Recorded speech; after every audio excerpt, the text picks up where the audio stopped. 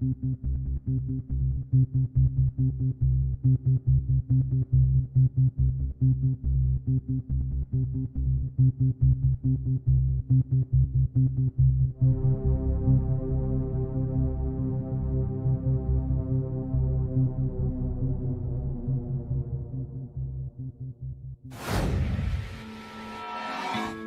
prince héritier veut asseoir son pouvoir. Il veut montrer que c'est lui qui va prendre les rênes des destinées de ce royaume.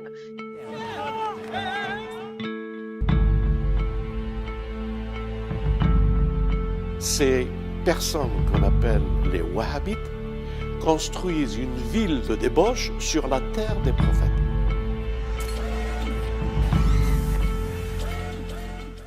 Avec cette science et cette technologie, on nous prépare à un grand événement que nous, les religieux, nous appelons l'eschatologie et le Dajjal.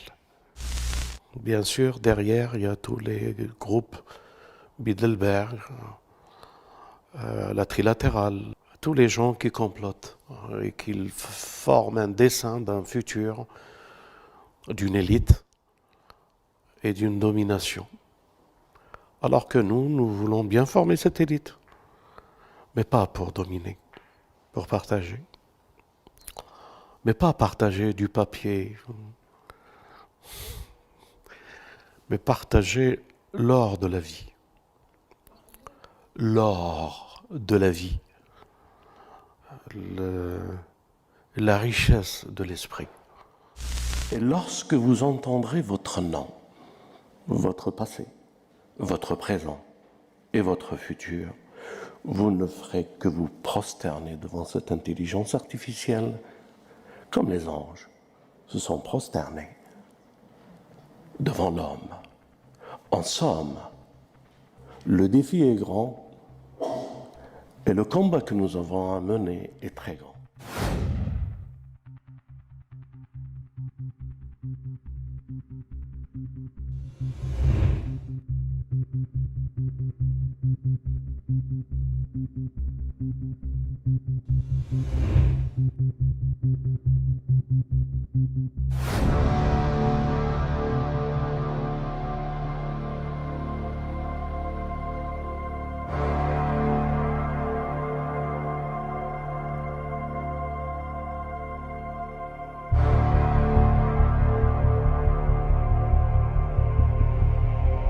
Le centre Zara France de Grande-Synthe porte encore les traces de la perquisition de la matinée. 200 policiers participent aux perquisitions qui visent la...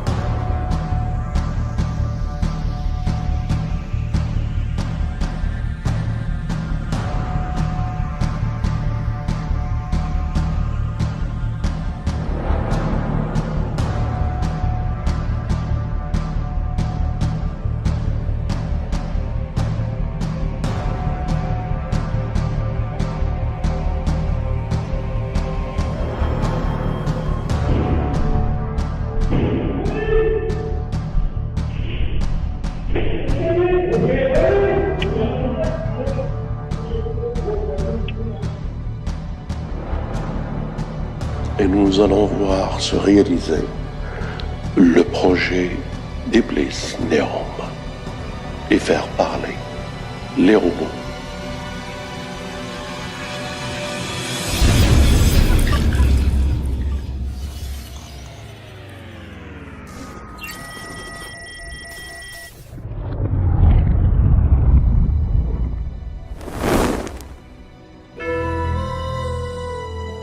L'élaboration de ce programme qui vient de la nuit des temps et qui progresse comme un héritage qui se communique secrètement de génération en génération à des élites qui préparent notre humanité à ce futur projet Néom.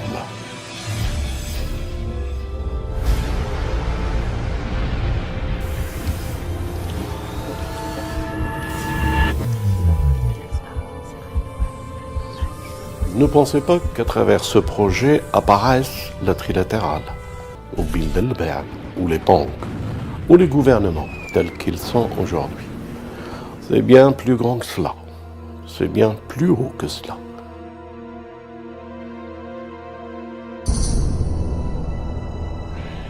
les robots, les machines, les algorithmes vont se substituer aux emplois qui étaient les nôtres. Une nouvelle ère qui entraînerait un bouleversement de notre modèle social. C'est le premier présentateur télé virtuel. Hello everyone.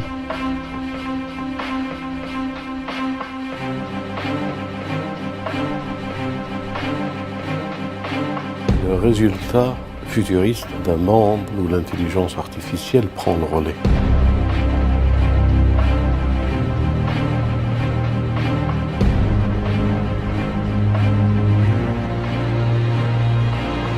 L'avènement de l'IA pourrait plonger plus de 50% de la population mondiale au chômage.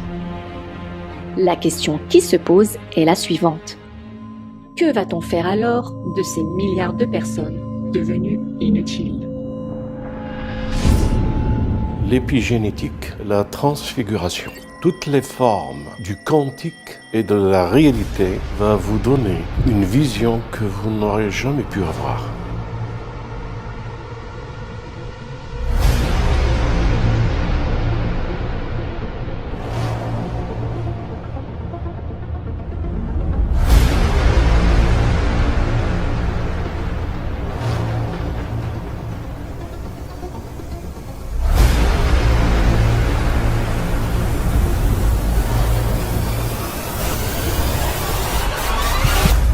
To live. I'm begging you.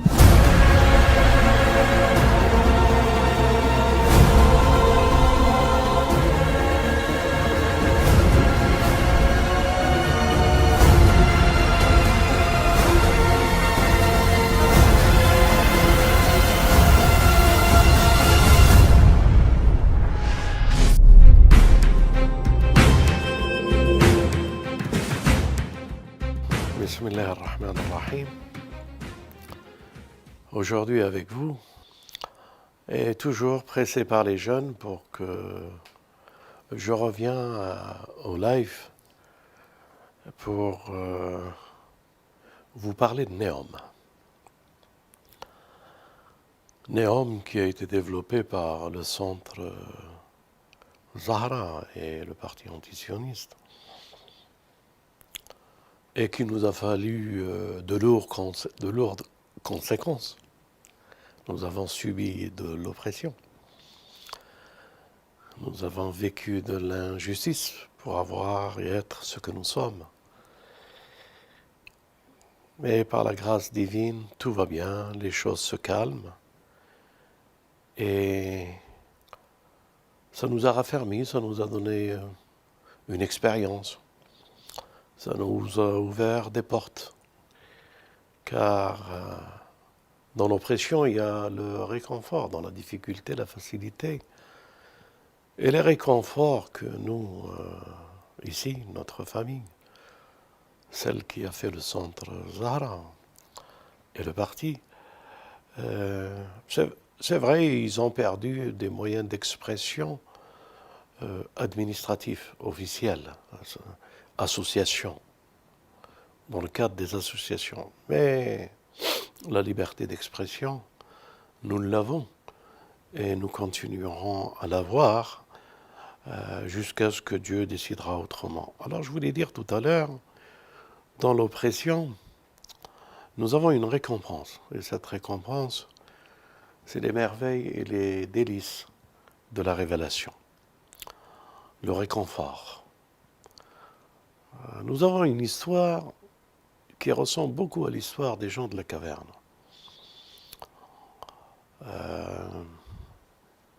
Elle est extraordinaire, elle est magnifique cette histoire, parce qu'elle montre que dans l'oppression, un groupe qu'on appelle les 7 dormants pour les chrétiens et les juifs, et que nous appelons les gens de la caverne, un groupe de personnes fuyant l'idolâtrie, l'oppression d'avoir d'autres dieux que le Dieu unique, ne pas lui associer qu'il a des enfants, ou qu'il existe, ou qu'il aura, ou qu'il a, qu'il est associé à côté d'autres pouvoirs. Donc ces gens n'ont pas voulu associer d'autres pouvoirs au pouvoir de Dieu, et ils sont partis à la quête.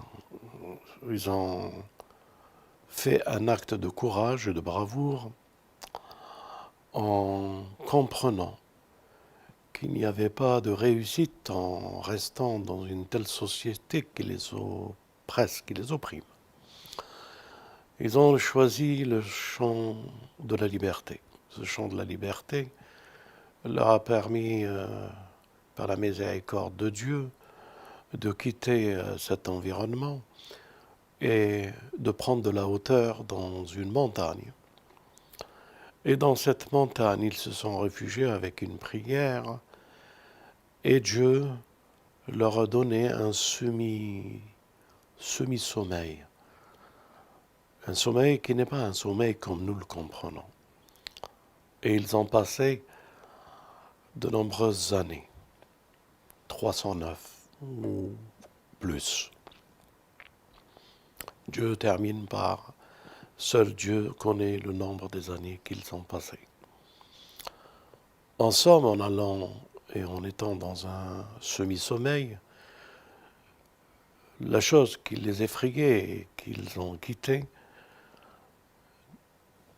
Dieu a modifié la société après leur réveil. Ce qu'ils craignaient, ce dont ils fuyaient, cette oppression, cette injustice, avait été balayé. Et que d'autres pouvoirs de paix et de quiétude est arrivé à ce pays. Et l'histoire, elle est très grande. Je l'aime bien parce qu'elle ressemble à ce que nous avons subi. Et nous nous sommes dit, pouvons-nous dormir plusieurs années en agissant? J'ai bien dit, semi-sommeil dans l'action. C'est ce que nous faisons. Nous restons ce que nous sommes. Nous avons de l'amour énormément pour notre prochain, pour tous nos frères et sœurs, quelle qu'elle soit leur ethnique, leur religion ou leur mode de vie ou leur façon d'appréhender le code de la vie pour eux et pour leurs enfants. On ne nous empêchera pas de les aimer et de continuer à partager avec eux ce message d'amour, de science, de conscience et de grandeur. Ceci dit, bien dit, répété, j'ouvre maintenant le sujet qui effraie jusqu'à aujourd'hui. Le monde des arrogants, des oppresseurs, et la finalité qu'il y a dans ces actes de vouloir bâtir un monde anéant, une société basée sur l'intelligence artificielle et sur les robots.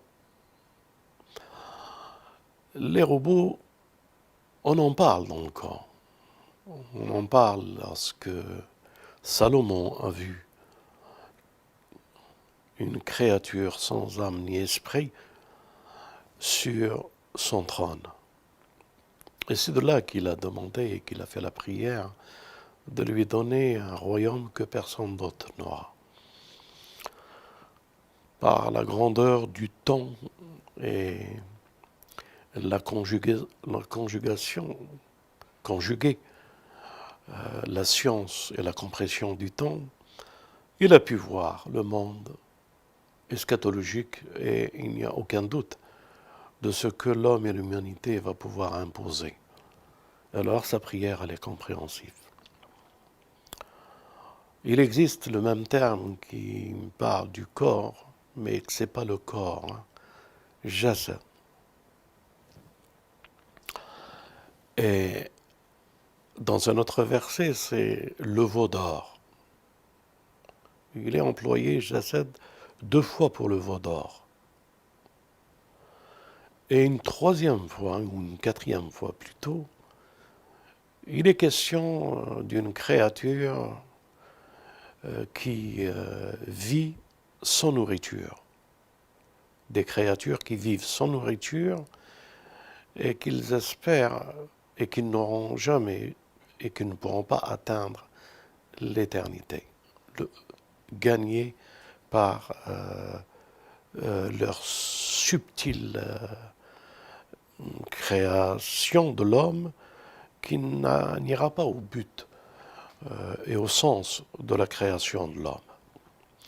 En somme, je vous répète ceci pour vous dire que, conformément au livre de Dieu, que j'ouvre ce débat.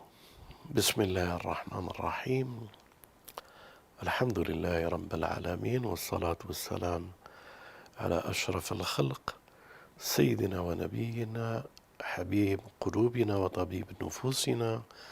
Abu al-Qasimi Muhammad. Ma salla ala Muhammad.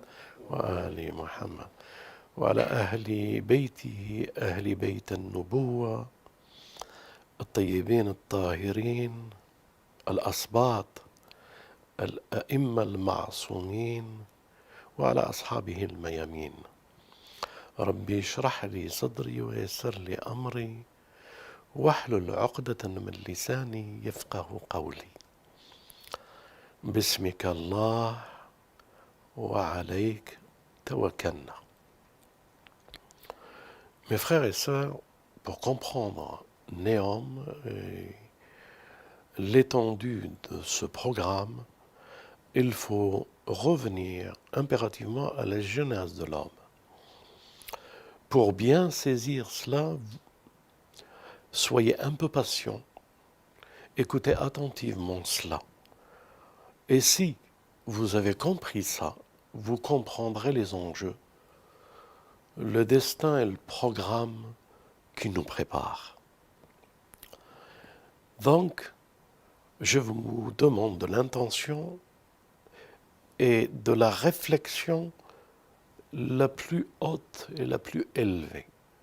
Et pour cela, nous allons revenir à la genèse de l'homme. Avant, lorsque l'univers, Dieu a décidé de le créer, il l'a créé dans un but que les anges ne comprenaient pas. Et c'est là la question des anges. Alors quand vous entendez les anges, j'espère que vous allez mettre dans votre esprit les intelligences de lumière. Les intelligences qui n'ont d'autre aspiration que l'inspiration de la lumière, que Dieu les a créés à travers la lumière et qu'il les nourrit avec sa science. Un groupe, une créature, un ensemble de personnes et de personnalités qui vivent auprès du trône dans un esprit uniquement de connaître la science et de s'en approcher au plus près possible. Et à leur manière, les circonambulations autour du trône, à leur manière, les louanges qu'ils faisaient, l'adoration qu'ils faisaient, ils apprenaient. Quel est le rapport dans la vision et la proximité que nous devons avoir pour apprendre? Donc le but de l'univers qui a été créé, à qui l'ordination lui a été donnée, de l'intelligence et du mouvement de tout ce qui bouge, les planètes, les univers, les galaxies, et d'où tout ce mouvement est un mouvement d'obéissance, d'adoration, de conscience, et c'est ça le plus important que vous devez saisir, de conscience, et de cette conscience, cet univers s'élargit, grandit dans des espaces, sans limite par la permission de Dieu.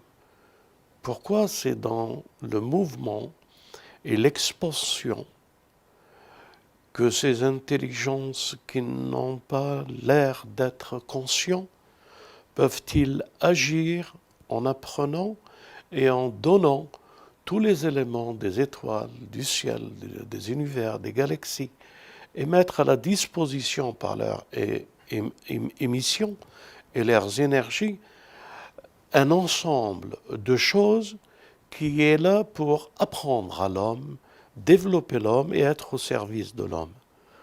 Vous connaissez l'histoire du soleil, lorsque Dieu jure par le soleil, et la signification de jurer par le soleil et la lune, et la signification que le soleil, qu'il est là pour donner une énergie et pour donner d'autres choses qui font que la vie existe avec la lune et la lumière.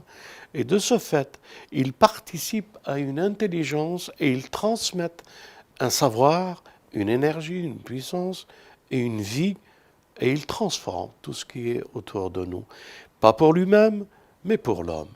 Donc, le service de l'intelligence de cette créature, pour être ce qu'elle est, jusqu'au point où d'autres peuplades l'ont adorée, tellement qu'ils ont découvert en elle quelque chose qui provient d'une puissance et qu'ils l'ont associé à Dieu. Ceci dit, pour revenir aux créatures, donc l'univers, dans tout son espace, et sa science, c'est pour ça qu'il est dit au prophète qu'il est une miséricorde pour les univers. Je détaillerai cela après. En somme, ces intelligences s'épanouissaient et ils vivaient auprès de Dieu. Et Dieu a décidé, dans son plan, de créer une autre entité, cette entité qu'on appelle le gène, une intelligence qu'il se développe et que son moyen de propulsion et d'apprendre et sa nourriture, c'est le feu et l'énergie. Les anges, c'est la lumière, leur nourriture, leur création, et le gène devient la substance par laquelle l'énergie et le feu l'alimentent dans la science, l'alimentent dans l'adoration et la science de tout ce qui est autour de lui. En somme, cette science, avant la création de l'homme, pour que ce soit bien saisi et compris, elle est partie d'un point, d'un mélange de feu, et qu'il se développe par l'intelligence et l'adoration. Quand je dis l'intelligence et l'adoration, je suis en train de dire l'intelligence mise en pratique de l'intelligence. Qu'est-ce que je veux dire par là? L'intelligence qui sous-produit par son énergie quelque chose qui vient d'elle. C'est cette production, cette science qui fait qu'elle est, je ne dis pas créatrice, mais se rapprochant d'un développement et d'un changement de métaphore de la personne qui la détient dans la science. En somme, je suis en train de dire que le génie, lorsqu'il s'est développé, lorsqu'il a appris ce qu'il a appris, il a pu, de sa création qui était le feu, qui se transforme en énergie, en science et en modification, il a opéré, le premier à avoir opéré un corps. C'est-à-dire, il est passé de l'état du feu jusqu'à arriver à avoir une matière qu'on peut dire un corps de science, pas un corps comme nous l'entendons, un corps de science, un vêtement de lumière. Si vous retenez bien ça, vous comprendrez Néom. C'est à partir de Gène, quand il a compris que la science qui lui provient, c'est une science énergétique, d'action et transformatrice, alors il a pu avoir un corps subtil de feu, de lumière, et il s'est habillé avec ce vêtement qui lui a donné une forme.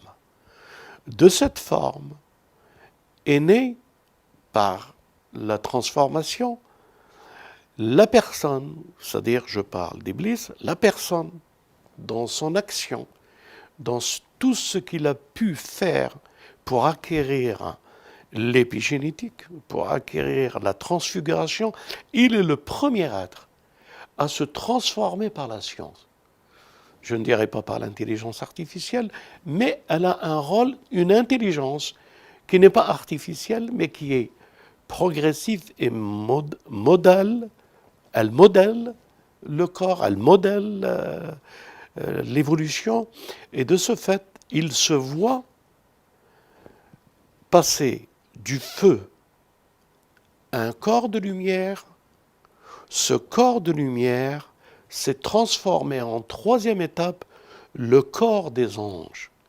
Et de ce fait-là, il s'est transformé, il a des ailes de lumière, des ailes des anges, et il commence à comprendre, lui, que ce sont ses actions énergétiques, sa façon de se modeler dans la science qui modifie qu'il est monté du bas jusqu'au paradis.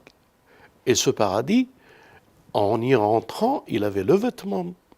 Et il avait quelque chose de plus que le vêtement de la lumière. Il est arrivé à être appelé dans les hadiths, c'est comme ça qu'on l'appelle, le Taous du paradis. Le Taous du paradis veut dire en arabe, comment qu'on appelle le Taous? Le paon.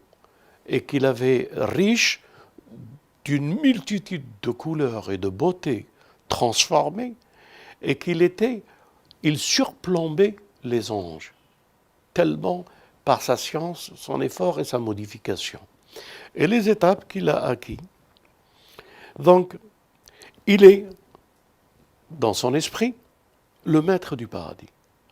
Il a acquis pendant des millions d'années un savoir, ou des milliers d'années, un savoir qui a pu avoir non seulement le contrôle de la génétique, comment on appelle ça déjà, l'épigénétique, mais il a acquis complètement l'épigénétique et il a acquis complètement la transfiguration.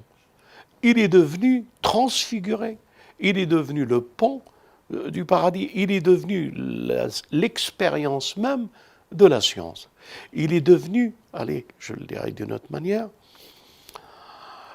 comment on dit le quantum, l'infiniment petit, le quantique de la science qui n'avait aucun secret pour lui, du plus petit jusqu'aux espaces les plus étendus. Il est devenu un maître parmi les anges. Et là, avec des milliers d'années acquis et un temps indéterminé, il voit que Dieu a décidé de créer une créature de terre, c'est-à-dire d'infimes particules de terre rassemblées avec une conscience qui se construit avec l'aide de Dieu. Donc la formation de l'homme qui se fait par la terre, sur la terre, et bien entendu, cette créature-là, puisqu'elle est terrestre, elle ne peut acquérir la science que par la substance de la terre, que par quelque chose de petit. Donc, l'homme créé de terre, ça veut dire sa nourriture, c'est la terre. Ça veut dire que la science et les signes ne peuvent produire pour son éducation que de la terre. Donc c'est de la terre que Dieu l'a créé et c'est de la terre qu'il dit de lui qu'il va faire le khalifa sur terre. Qu'est-ce que ça veut dire pour Iblis? D'abord, qu'est-ce que ça veut dire pour la première intelligence, les anges? Lorsqu'ils ont vu que Dieu a créé, qu'il va créer un homme, ils se sont dit, mais pourquoi créeras-tu sur elle un homme qui commettra des désordres, répandra le sang, alors que nous sommes là pour apprendre, pour te louer. Nous sommes là, si c'est pour ça. Et Dieu leur dit, et il rentre dans un dialogue avec eux en leur disant, je sais ce que vous ne savez pas. Et les anges répondent, louange à toi, nous n'avons de science que de toi, tu es le savant, etc. Vous revenez sur ces versets et vous verrez l'étendue de ce dialogue entre Dieu et les anges. Bien entendu, il paraît, lorsque vous avez cette lecture, qu'il semble que vous avez compris. Je peux vous assurer que ce que vous avez compris n'est que le minimum enfantin de quelqu'un qui récite ou qui lit pour essayer de comprendre. Vous n'avez pas compris l'essence profonde de ce dialogue entre les anges et Dieu. Ce dialogue entre les anges et Dieu, c'est un dialogue d'intelligence. Lorsqu'une interrogation fut posée par les anges, c'est parce qu'ils voulaient apprendre. Donc, ce dialogue de science que Dieu est en train d'écouter des anges, il fallait qu'il leur réponde par la science. Alors, écoutez ce qu'il leur a dit et ce qu'il a fait. Et il apprit à Adam les noms. Et il dit à Adam, et quand Dieu dit « et il apprit à Adam les noms », tous les noms par lesquels un nom devient une action, la raison d'être. Un nom comporte en lui son action, ce qu'il est. Il est à travers un nom. Et ce nom, c'est l'action de ce qu'il est. Alors, il lui a appris toutes les actions des noms. Et il lui a appris tous les noms des anges, tous les noms de l'univers, tous les noms de la science et de la connaissance. Et c'est là le problème pour Iblis. Quelqu'un qui n'a rien fait, qui vient d'être créé, qu'il est au paradis, que lui, il a fallu des années de combat, de science et de force pour qu'il puisse arriver à cet endroit. Et là, on lui présente quelqu'un qu'il a tous les noms, toute la science, et que Dieu dit de lui, récite-leur les noms, et que les anges, quand ils ont entendu les noms, et c'est là qu'ils ont été bouleversés, mais qu'ils ont compris un petit peu le but de la science, comment qu'elle est et comment que Dieu la donne. Iblis, lui, quand il a compris qu'il y a un souci à se faire, que lui, il a fallu des métaphores et des métaphores pour pouvoir monter là-haut.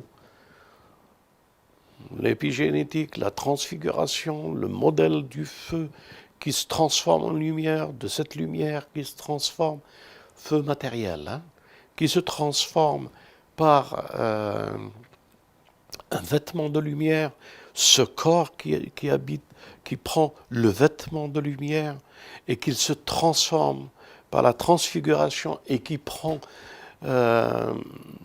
l'apparence des anges et des ailes plus que ce que vous pouvez en penser, ne comprend pas qu'on peut être là avec un vêtement de lumière sans aucun effort. Et lorsque Dieu a expliqué ça à tous les anges, n'oubliez pas, Iblis, parce que l'ordre a été donné aux anges. Allez, je vais le dire d'une autre manière pour que ça soit plus accessible pour vous. Nous pouvons dire, mais Dieu t'a pas dit au génie de se prosterner parce que c'est un jeune. T'as pas dit au génie de se prosterner. Il pouvait ne pas comprendre que cet ordre n'est pas pour lui. Non. Il a acquis le niveau de la science angélique et il est monté au niveau au plus haut des anges. Il faisait partie de l'assemblée des anges. Donc lorsque Dieu dit aux anges, prosternez-vous devant ma création, l'homme, le khalifa, et qu'il a soufflé en lui de son esprit, et ça c'est une autre approche que je vous ferai, là tous les anges se sont prosternés, excepté un, qui est dans sa nature, Al-Jinn, qui est devenu un ange. Al-Jinn, qui est devenu le plus haut degré angélique de lumière. Là, lui, il s'est dit, et c'est ce qu'il a dit, il a fait, comment on dit, le qiyas. Il a fait de l'analogie. Il a vu la substance des atomes, des particules de la Terre, la conscience se rassembler, devenir un homme dans ce paradis, et que sans rien qu'il fasse cet homme, qu'il mérite le degré le plus haut. Alors Iblis a dit, je vaux, par l'analogie, je vaux mieux que lui. Lui, il est de terre. De cette terre ne mérite pas le feu de l'énergie de la science. On peut avoir une conscience, mais cette conscience, elle n'a aucun mérite, puisque c'est Dieu qui lui a donné, et Dieu lui a donné, c'est pas cet homme qui l'a acquis par l'effort, comme moi je l'ai acquis. La nuance, elle est là, et toute la difficulté pour lui. Et lorsqu'il a dit ça, qu'il vaut mieux que cet homme, là, il a compris quelque chose. Et c'est ça, Néom. Il a dit, Fabima arwaitani.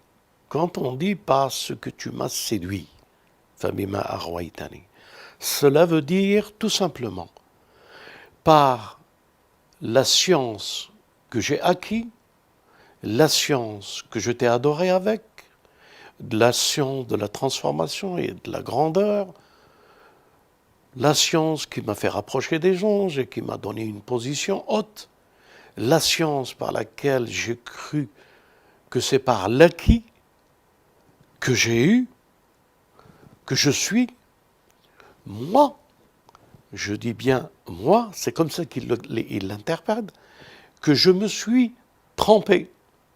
J'ai été séduit par ce que j'ai fait. Je suis devenu quelque chose qui croit que c'est elle. Et que moi et Dieu, moi qui a fait ce que Dieu dans la science. Mais il a oublié que c'est Dieu qui lui a donné cela. Il a cru que c'est lui qui l'a possédé. Il est tombé dans un piège que tout le monde peut tomber, excepté bien sûr une catégorie de personnes dont Dieu dit de Iblis. Pourquoi tu ne veux pas te prosterner? Est-ce que tu crois que tu fais partie des grands? L'aliyin. Ça, c'est encore un sujet que je voudrais vous développer à un moment, Inch'Allah, des relations que nous avons et de l'amour qu'il y a entre nous, de la fraternité et de la science. Ensemble, lorsqu'Iblis a compris que l'intelligence, c'était une chose qu'on pouvait construire, l'intelligence, que c'était une chose qu'on pouvait acquérir, l'intelligence est séparée de Dieu, est un pouvoir d'action, est un pouvoir de transformation, est un pouvoir d'épigénétique, de transfiguration, est un pouvoir de réussite. Alors, il a cru, comme ceux qui construisent Néom, ils croient, comme tous les rois et les arrogants de l'Occident pensent, que c'est par acquis de leur intelligence, mais je développerai ça mieux. Alors là, quand il a compris qu'il a été séduit par ses actions et par sa grandeur acquise, il a dit, il a demandé à Dieu un délai. Et c'est ce délai-là qui est le commencement de la Genèse, avant que l'homme ne descende.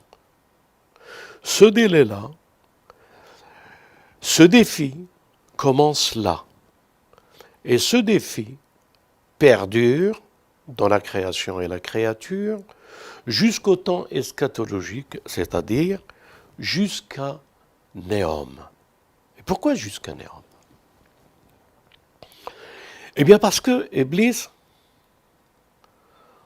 comment dirais-je, il a eu devant lui la science innée. Je vais le dire d'une autre manière. Dieu, lorsqu'il a pris les noms à Adam, il n'a pas pris un tableau et il a écrit les noms. Et Adam, il répète pour qu'il apprenne. La science abordée par Adam, entre Adam et Dieu, c'est une science qui rentre dans le cœur de la connaissance. Le cœur est le réceptacle de la science. D'un seul coup, comme notre bien-aimé, il a eu la révélation et le Coran qui est descendu dans son cœur en une nuit et qui a des dimensions et des espaces illimités dans la science et la connaissance. Ainsi, Adam, Dieu a versé dans son cœur toute la science et qu'il ne l'a pas appris en l'apprenant avec l'intelligence artificielle. Il l'a appris avec le cœur. Et c'est ce cœur, le fondement de toute raison et de toute lumière et de tout amour, que l'intelligence lui a donné le moyen de pouvoir s'exprimer et apprendre tous les noms de cet univers, toute la création. Qu'est-ce que je suis en train de dire? Les frères, les sœurs, les jeunes, nos amis chrétiens ou juifs, à l'ensemble des gens qui écouteront cette vérité et cet exposé, qui est partagé par le christianisme, le judaïsme et l'islam, c'est lorsqu'il a projeté dans le cœur de l'homme, il a projeté toutes les particules de tout l'univers et toutes les consciences de la science. Il n'y avait rien qui était étranger à lui dans la science et dans la connaissance. Il a vu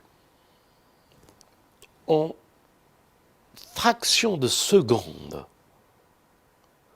comment l'univers a été construit. Il était témoin dans le cœur de toute la science, de tout ce qui existe, jusqu'à connaître, et bien avant cet univers et cette science de l'acquis, de ce qui est l'univers, la terre et les gènes, il a appris plus que ça la fonction de la préexistence de tous les anges, leur nom et leur fonction, et leur raison d'être et leur louange. Et lorsqu'il les a récités aux anges, bien entendu, ils sont tombés prosternés et ils ont compris qu'il y a une histoire de la science à la Genèse, et de cette histoire perdurera l'univers, la création, l'homme, les civilisations, les acquis, et le pouvoir de Gog et de Magog à la fin des temps, et l'intelligence artificielle, et le quantum, l'ordinateur quantique. Tout ceci, ce n'est que de l'élémentaire pour Adam. Tout ceci n'est que l'élémentaire de la science. Alors cet homme, cette science, deux paramètres que l'un lance un défi. Et il dit, laisse-moi un temps. Et maintenant, je le dis brutalement. Laisse-moi un temps pour qu'un homme, toutes les créatures et tous les gouvernements et tout ce mondialisme qui se prépare, je leur proposerai l'intelligence artificielle. Je leur proposerai cette histoire. Et tu verras que tous me suivront moi, parce que tous tomberont dans le piège, excepté une exception d'hommes et de femmes. Donc, il vient, de génération en génération, il séduit les nations, il les propulse au plus haut de la civilisation, et puis après, ils se prennent pour Dieu. Ana rabbukum al-a'la. Ainsi par les pharaons, je suis votre Dieu le plus grand. Toutes les civilisations, aucune civilisation Nemrod, aucune des civilisations du passé n'est pas tombée dans le stratagème d'Iblis, du pouvoir, de la science acquise et de la grandeur de la divinité qu'il se propose à l'humanité. Tous sans exception, mais le coup le plus fort pour eux, c'est les temps eschatologiques. Le temps des résultats de toutes les nations. Le temps où toute la terre ne deviendra qu'un peuple. Le temps où toutes les nations seront séduites. Le temps où les intelligences artificielles seront acceptées dans toutes les maisons, dans tous les foyers. Le temps des 5G ou de la 6e G. Le temps où pour nous préparer à tous ces algorithmes, à toutes ces intelligences qui nous montrent qu'il y a une science de la connaissance. C'est pour ça qu'il y a une science dans l'intelligence artificielle pour l'identification des personnes, pour les connaître. Il veut qu'à la fin des temps, lui aussi il puisse dire « toi tu t'appelles, toi ta fonction, toi tu as été, toi tu fais, toi tu seras ». Mais ceci n'est qu'élémentaire par rapport à ce qu'il nous prépare.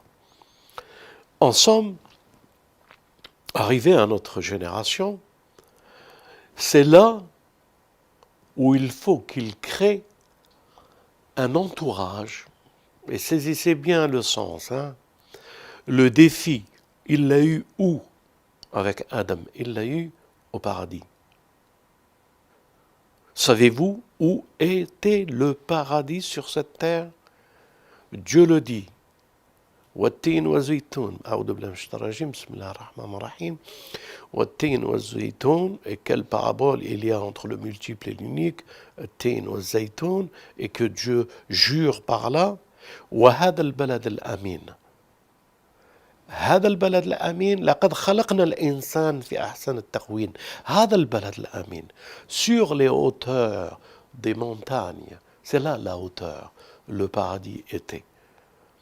Verdoyant, de toute beauté. Je vous parlerai de ça. C'est de ce défi-là, à ce paradis-là, qu'il veut ramener notre humanité. À cet endroit-là, pour que le défi soit complet, il leur faut faire le paradis. Ce paradis s'appelle Néom, où l'intelligence artificielle, je le dis brutalement, que Dieu me pardonne, rien que pour que mes enfants et tous ceux qui écoutent ce discours auront une approche pour comprendre. L'intelligence artificielle, les robots. Dans son esprit, les robots, ce sont ceux qui sont au service de l'homme. Dans son esprit, les robots représentent, dans l'esprit d'Iblis, représentent les gens, les anges en fonction, et les djinns comme ceux que Salomon il a. Il les habille en robots. Pourquoi? Il faut qu'il nous propose le paradis. Qu'est-ce qu'il y a au paradis? Il y a l'épigénétique, il y a la transfiguration. C'est là qu'il lui a permis, Dieu, d'être. Mais en étant, il fallait de l'épigénétique et de la transformation du feu en manteau de lumière, en taos, en riche, en ange, et avec des ailes. Il faut qu'il arrive à pouvoir, dans cette séduction, arriver à l'homme pour qu'il arrive à cela. Là, c'est le défi pour lui. Là, il aurait gagné. Ce n'est pas en allant à Barbès ou là, en allant dans le souk qu'il va gagner son pari. Son pari, il a commencé au paradis. Il faut qu'il crée les climats appropriés de toute sa transformation et ce qu'il est et ce qu'il est, pour qu'il puisse gagner ce pari. Alors, il nous prépare Néom. Il nous prépare les robots, l'intelligence artificielle, l'ordinateur quantique. Il nous prépare l'épigénétique, l'alimentation du paradis, les énergies sans pétrole, les énergies dans, comment on dit ça, dans la récupération de l'énergie, dans la transformation de l'énergie, dans l'observation de l'énergie. Alors il développera la culture qu'il n'a jamais eue. Il développera l'eau qui ne sera jamais autant. il développera les médecines, il développera les robots, les chirurgies, il changera la face de l'homme, il le transformera, il le rallongera. Et il sera là, lorsqu'il aura tout acquis, il tombera, l'homme, dans le piège que Satan lui-même est tombé. Alors il aura gagné son pari et il aura une très très grande partie de notre humanité qui l'adorera. Alors, les clubs sataniques se développeront comme ils se développent aujourd'hui, à préparer ce mouvement pour arriver à l'apogée de ce que leur père, Satan, la'natullah alayh, est arrivé. Il leur donnera la science. Il cohabitera le jeune et l'homme, et ils développeront les sciences de la propulsion, les sciences de la puissance énergétique. Ils fabriqueront des industries militaires, des moyens de pouvoir. Ils exerceront le pouvoir. Ils dépasseront notre humanité et ils soumettront notre humanité avec le mondialisme en leur proposant le monde de Néom. Le monde qui a été au commencement et qu'à la fin, il sera. Et alors, tous séduits, excepté un petit groupe d'hommes, le Mahdi et le Messie et ceux qui l'accompagnent. J'espère avoir été clair. J'espère pouvoir participer encore, contribuer encore à partager avec vous cette science. Alors aujourd'hui, mes amis, nous sommes dans un tournant de l'histoire. Le monde, il y a deux solutions. Ou faire comme le centre Zahra, parce qu'il a subi ce qu'il a subi, et qu'il va dormir comme les 7 dormants, et laisser par notre sommeil celui qui doit arriver nous réveiller. Parce que le monde, nous allons le construire dans notre semi-sommeil. Je vous appelle fraternellement à beaucoup plus de maturer, d'élever la pensée et la science. Ne restez pas esclaves de vos passions, parce que les passions mèneront à Néom. Y a-t-il des questions? Salam alaikum, Sayyidouna. Donc les personnes qui nous regardent ont pas mal de questions à vous poser.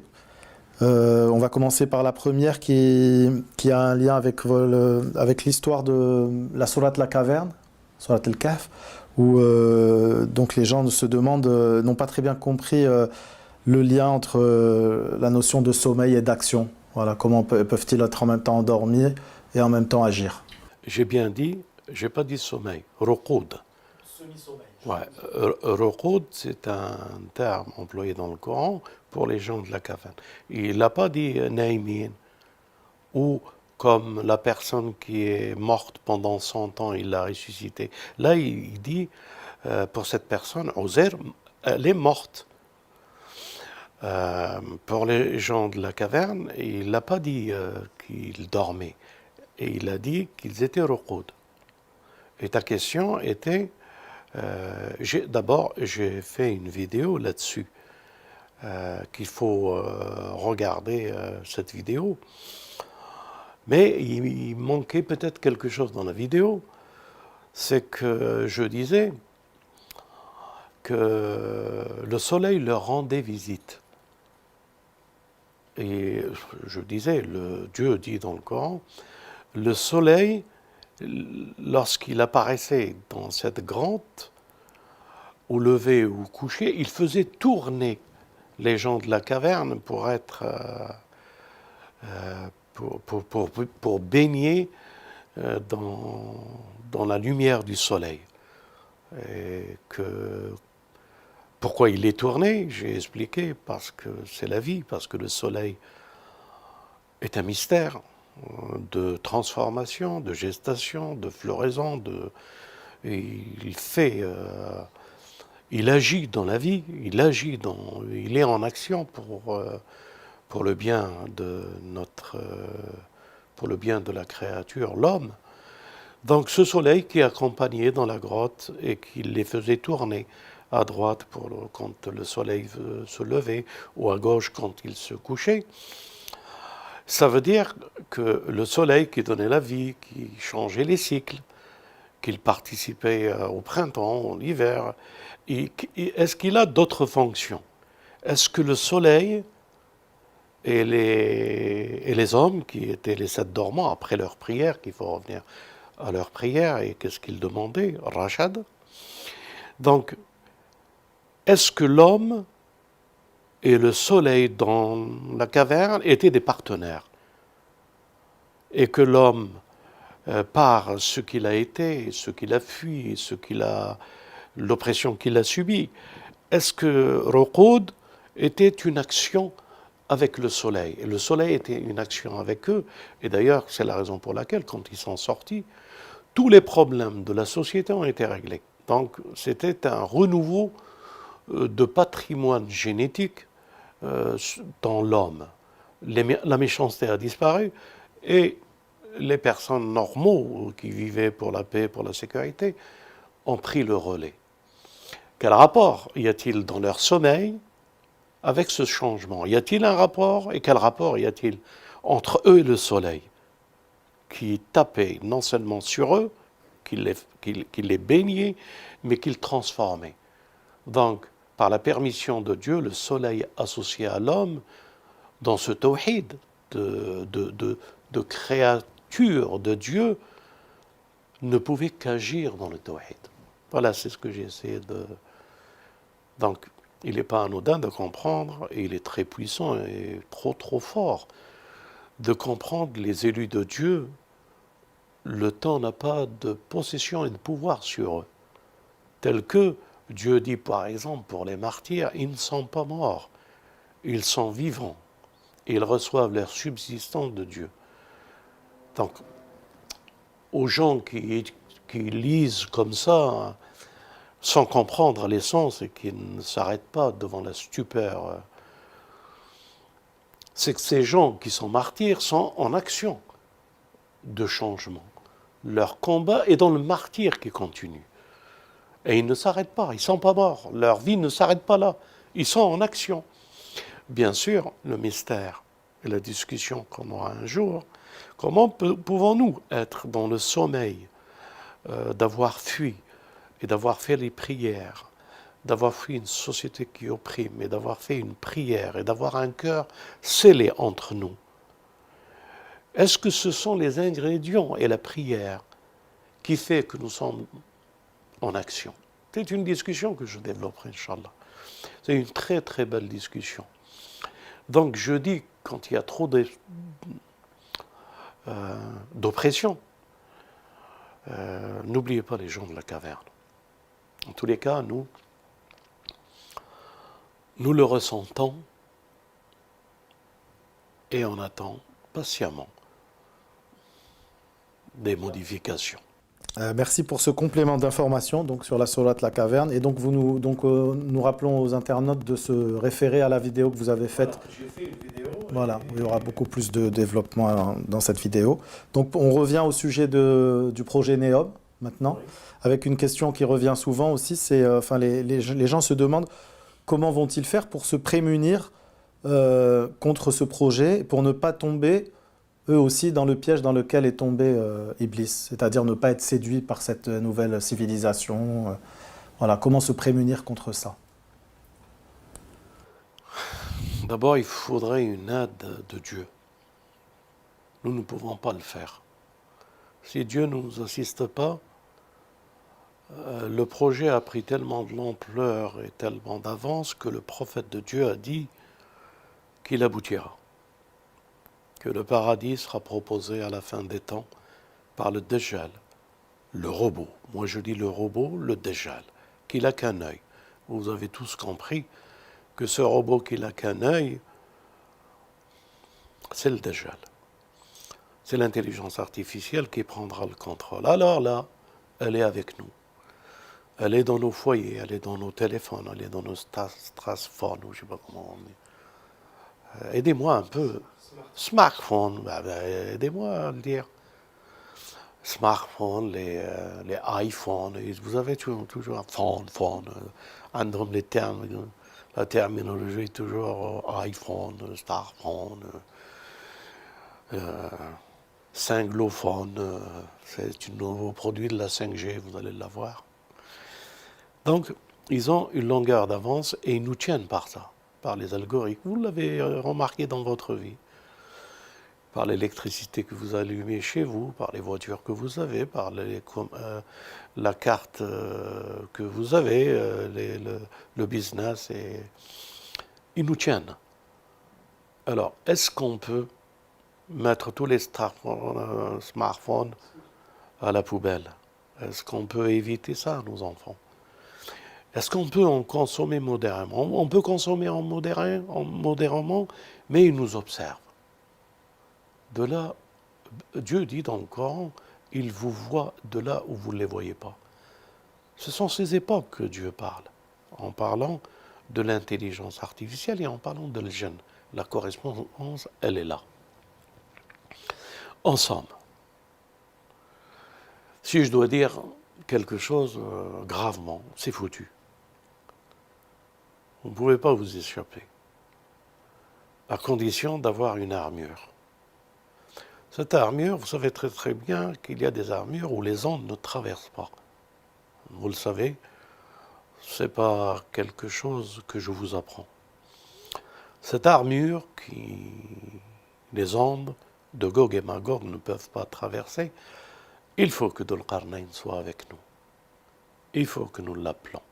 Mais il faut avoir la foi que Dhul Qarnayn est le Rédempteur et c'est celui qui nous apprend le verbe de la dialectique de la parole comme armure. Une élite l'aura. Et cette élite qui l'aura, elle sera prémunie. Et il y aura très peu d'hommes, très peu de femmes. Comment on peut y accéder? Comment pourrions-nous y accéder? Il existe des remèdes, c'est sûr. En toute chose, il y a la dot et l'antidote. La dot, c'est Néom. C'est le plan accompli d'Iblis et la séduction totale. L'antidote correspond, puisque nous parlons de temps. Nous parlons de temps. Le mystère du temps, qui est la solution pour ça, le mystère du temps. Qu'est-ce que je veux dire par là?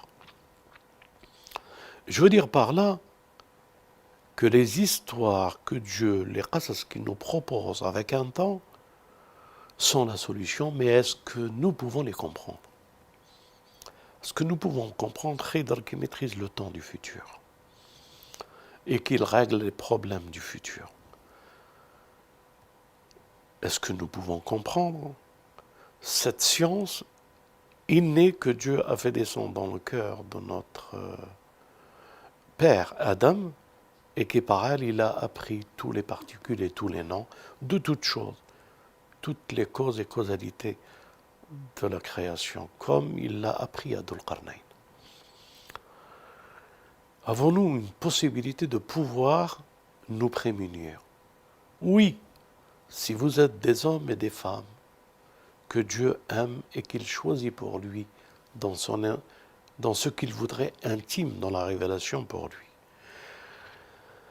Alors, il existe deux récits. Je l'ai dit, je le répète pour que ce soit vraiment bien clair. Pour ceux qui connaissent le Coran ou pour ceux qui ne connaissent pas, ils peuvent s'en acheter un et regarder l'histoire de Uzair et d'Ibrahim. Uzair se questionnant ouvertement à Dieu en demandant comment il peut ressusciter cette ville après tant de siècles qu'elle est disparue. Dieu l'a fait mourir et il l'a ressuscité pour qu'il lui fait découvrir la science du temps. Il a eu 3 visions. La première, l'âne, poussière qui devient os, chair et qu'il se lève, qu'il revient à la vie. La nourriture qui ne s'est pas altérée, telle qu'il l'a laissée le soir, elle était encore là.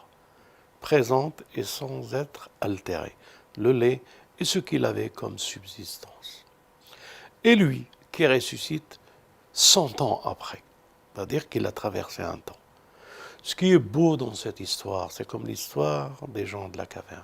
C'est que quand il revient chez lui, qu'il a fui pour une raison, parce qu'il y avait un despote, une dictature, des arrogants qui maltraitaient les enfants d'Israël et qui brûlaient les saintes écritures, lui a pris la Torah et il l'a caché, il a creusé un trou dans son jardin, il l'a caché et il s'est sauvé.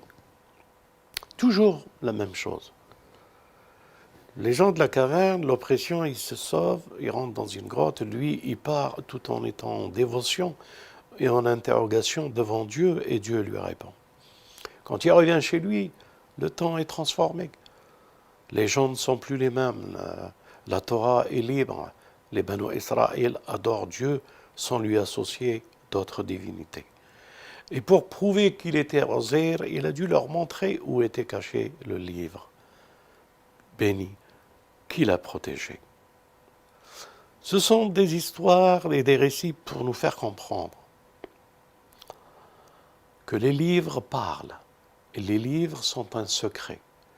Et le plus, c'est quand cette histoire se termine, ce verset se termine, il nous prend tout de suite collé avec ce verset l'histoire d'Abraham.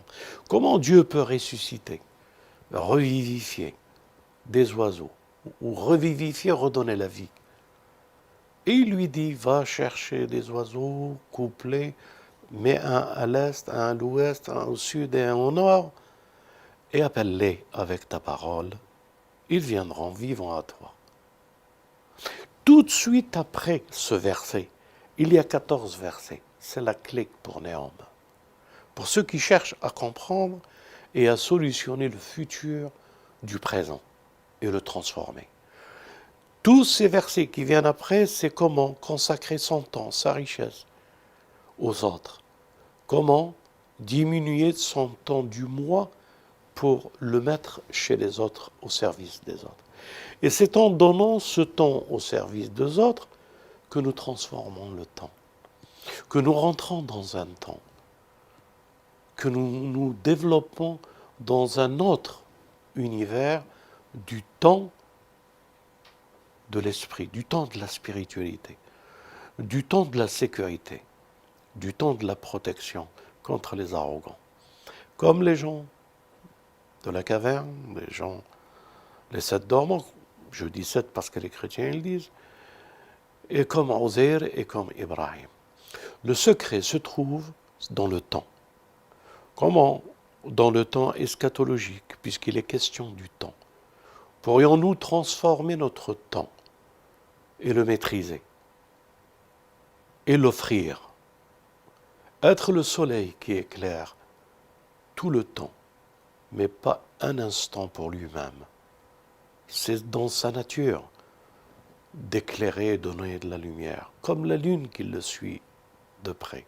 Elle n'est pas là pour elle, pour recevoir de la lumière, mais elle est là pour donner de la lumière.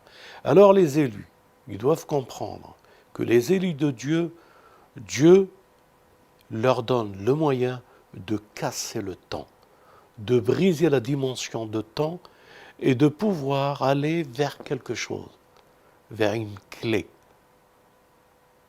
Et en comprenant cela, vous allez découvrir qu'il existe un monde qui n'est pas comme eux, ils essayent de nous l'imposer.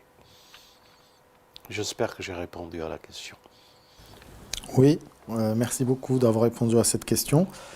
On a encore une autre question. Alors là, c'est par rapport, les gens nous demandent quel est le rapport entre Iblis et l'épigénétique ou la transfiguration. Voilà. Oui, ça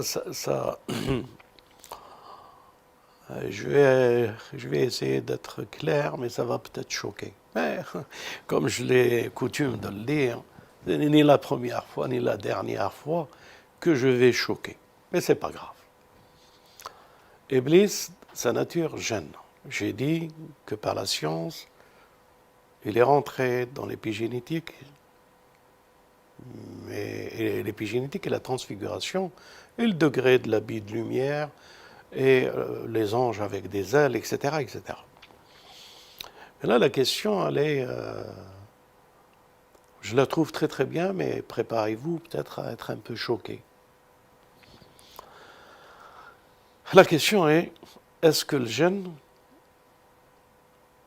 il a une forme génétique dans sa subsistance, dans ce qu'il est? Et de cette science de l'action, de la science, il peut modifier certains gènes, ou il a la science du gène. Oui, le gène, c'est un afrit créé de... Nous, on est créé de terre. Dieu dit qu'il nous a créé de terre. Mais est-ce que vous voyez de la terre sur moi? Non. Notre subsistance, c'est la terre. Bien sûr, Dieu m'a créé de terre, et quand il a soufflé de son esprit, cette terre est devenue ce qu'elle est, chair, os, etc., etc., par la permission de Dieu. Iblis a été créé de feu. De ce feu, il y a évolution, mais ce feu, c'est-à-dire ce n'est pas un buisson qui est allumé, ce n'est pas du bois. De ce feu, il est sorti une créature. De ce feu est sortie une créature qui a un corps, mais un corps qui n'est pas dans la dimension de la visibilité de nos yeux. D'abord, il est trop rapide. Une chose qui passe à une vitesse pas aussi vite que la lumière ne peut pas être perçue, mais c'est un corps qui apparaît et qui disparaît par la vitesse, et c'est ce que nous voyons par ces pseudo, soi-disant soucoupes volantes, alors que ce n'est que le genou. Hein. Mais je vais aller encore plus en ce qui le concerne, qu'est-ce qu'il a découvert et qu'est-ce qu'il a modifié, et pourquoi il a cette science. Parce que le jeune, ce n'est pas un homme, mais il a un corps, d'une subsistance, différente. Allez, je vais le dire pour ne pas choquer trop les gens qui m'écoutent. Il a un corps, il fait nikah, l'acte sexuel. Et il a des enfants. S'il fait l'acte sexuel et qu'il a des enfants, il a un corps qui est différent du nôtre et une épi. Il a du gène, il a du génétique. Et c'est ça son acquis, sa puissance, sa connaissance, qui va pouvoir, et qu'il est en train d'éduquer l'humanité à arriver à ce degré, aujourd'hui énorme, pour qu'ils puissent eux aussi se transformer, donner des corps différents, rajeunir, etc., etc., etc. Qu'est-ce qu'ils font quand ils rentrent et que le génome il est modifié, en enlevant les maladies, en enlevant ce qui peut être nuisible, etc., etc., etc. La longévité, c'est une chose qu'ils vont arriver, les yeux fermés, hein, parce que c'est une science. Le prophète a été encore plus loin. Il a dit, ils tueront et ils ressusciteront. Moi, je ne peux pas dire plus que le prophète. C'est plus que la génétique. C'est plus que la transfiguration.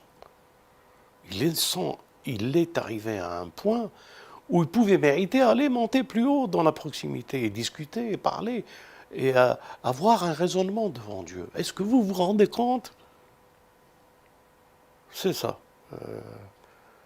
ce que je pouvais dire dans l'épigénétique et le gène. Gène, le génome, vient de lui. Merci beaucoup. Alors encore une question, alors là ça concerne le thème de Beled el-Amin que vous avez abordé assez rapidement. Est-ce que vous pourriez développer ou approfondir un petit peu? Je l'ai dit, mais je vais le dire beaucoup plus rapidement. Parce que je pense que c'est lié avec les versets du Coran pour entrer dans l'élection. L'élection est une transformation parce que par la science, avec tout ce que je viens de dire, et j'ai été quand même vulgateur des données de la science spirituelle, mais je ne sais pas si vous avez appréhendé. On est en train de dire, les frères et sœurs, mes amis, c'est que cette science, nous l'avions. Dieu nous l'a appris. Il nous l'a tellement appris par notre Père qu'il nous a réunis tous à Balad al-Amin, cet endroit où il nous a créés dans ce paradis. Et il nous a dit, il nous a fait tous sortir dans cet endroit, et il nous a dit, ne suis-je pas votre Seigneur? Alastu bi rabbikum? Qulna bala. Ne suis-je pas votre Seigneur? Et nous avons dit, oui, tu es notre Seigneur. Pourquoi? Eh bien parce qu'il a tellement donné de la science à l'homme, au khalifa, à l'homme, qui lui donnera de la science, que l'homme se croira Dieu. Et c'est ce qui se passe. Il prendra les pouvoirs et il dira comme Pharaon, Ana rabbukum al-a'la. Donc, avant que nous agissons, avant que nous descendions, avant que nous soyons ce que nous sommes, Dieu savait que cette science qu'il va nous donner, qu'il a donnée à notre Père, elle peut nous faire tomber comme Iblis, de se croire au niveau des élus les plus hauts de la divinité. Alors il nous prévient, Alastu bi rabbikum, c'est sûr que vous n'allez pas tomber dans ce piège. On a dit, oui, tu es notre Seigneur. Et la phrase continue, l'aya, afin qu'au jour de la résurrection, vous ne puissiez nier que vous avez attesté qu'il n'y a pas d'autre Dieu que lui, que moi. Dieu, Allah. La ilaha illahu. Je dis ça parce que dans la science, les frères, ce que nous connaissons de la science aujourd'hui, c'est vraiment l'élémentaire. Bien entendu, je ne parle pas des élus. Je ne parle pas de l'asbat, nos imams. Je ne parle pas du prophète. Je ne parle pas du Messie, ni du Mahdi, ni de Moïse. Je ne parle pas de ces personnes-là, de ces élus-là. Je parle de quelque chose qui nous touche tous et dont nous pouvons l'acquérir. C'est quoi? Qu'est-ce que c'est que la science qui permet de comprendre Balad al-Amin? Et quelle est cette science qui nous permet de s'approcher de Balad al-Amin? Quelle est cette science? Alors au commencement, avec les enfants d'Israël, ils ont fui la dictature, le despote, le pharaon, avec une promesse d'une terre promise. Et il les a amenés à Balad al-Amin, à la rencontre de Dieu. Il les a amenés dans cet endroit-là. Et dans cet endroit-là, au Sinaï, ils ont fait un veau d'or et de dire que c'est lui notre Dieu. Tous les enfants d'Israël, excepté Haroun. Quand Moïse a vu ça, il a compris que la science de Balad al-Amin, de la terre promise, ils ne peuvent pas l'avoir. Je dis bien la science. Je n'ai pas dit la terre. La terre, ils étaient. Balad al-Amin, ils ne peuvent pas l'acquérir parce que c'est une science. Une science qui se sont détournés de Dieu alors que Moïse leur apportait la science. Si ça s'est maîtrisé, si ça s'est compris, vous allez comprendre qu'il y a une relation entre Balad al-Amin, la terre promise, et la science. Et parce qu'il y a cela qu'Iblis veut faire néant dans Balad al-Amin, elle a quelque chose d'important. Donc, à la question, pourrons-nous comprendre ce que c'est que Balad al-Amin? Balad al-Amin est un pouvoir de science et le résultat de la science qui rend présent le commencement et la fin. Je développe ou je laisse comme ça? Si je dois développer, c'est un peu paniquant pour ceux qui vont écouter. Mais si vous jugez que je dois encore continuer un petit peu, vous allez comprendre. Iblis est sorti de Balad al-Amin. L'homme a été créé dans Balad al-Amin au mont Sinaï, de la terre de Balad al-Amin. De cette terre, il est descendu pour aller dans d'autres contrées pour repartir à zéro, pour qu'il puisse revenir. Donc, la science, elle est là. Ce que nous devons comprendre par la science, c'est comprendre comment la science me permet de m'approcher de cette cité confiante, de cette cité sécurisée, de cette cité où tout a commencé. C'est là où le Messie est. C'est là où le Mahdi est. C'est là où ce que Dieu a voulu élever, quand Dieu dit élever, c'est pour qu'il les amène dans cet endroit sécurisé, parce que l'entourage était propagateur du mal contre eux. Donc, qu'est-ce que je suis en train de dire?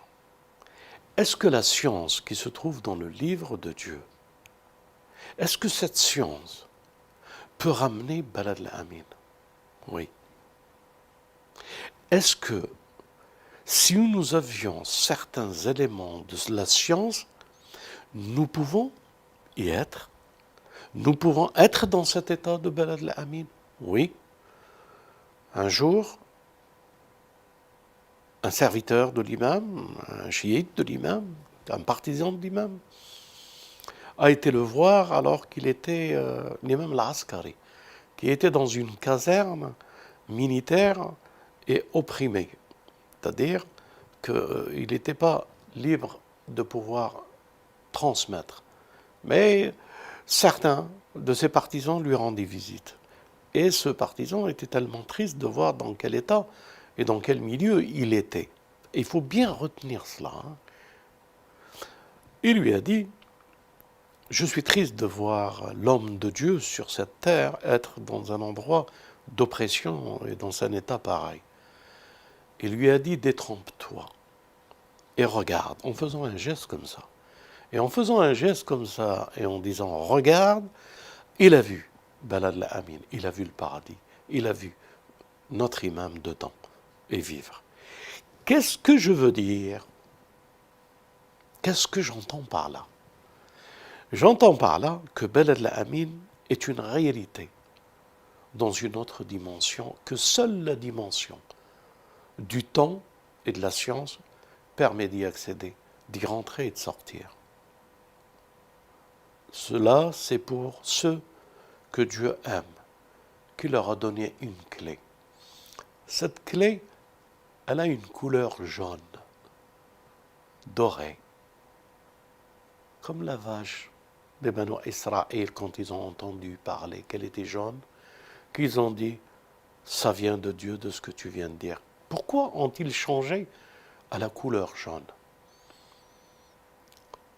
Parce que la couleur jaune ressuscite le mort et lui donne la parole. Pourquoi? Y a-t-il une science dans la couleur des jaunes? C'est pour ça que dans les temps eschatologiques, on a un récit en ce qui concerne le drapeau jaune dans la fin des temps. Mais on a un récit encore plus terrible, et je le dis aux chrétiens.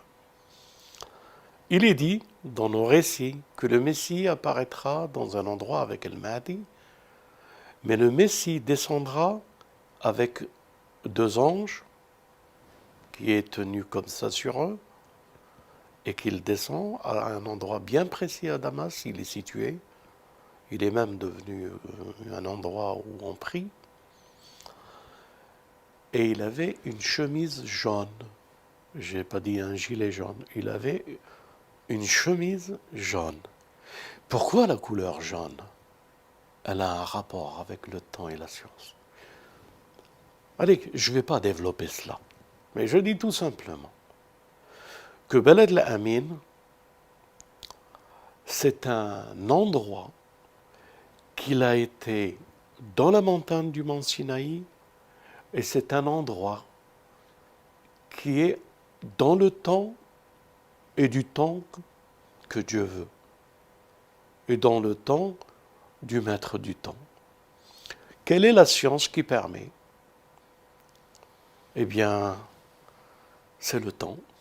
Passez votre temps aux autres, comme le Messie l'a fait, comme notre bien-aimé et nos imams et tous les prophètes.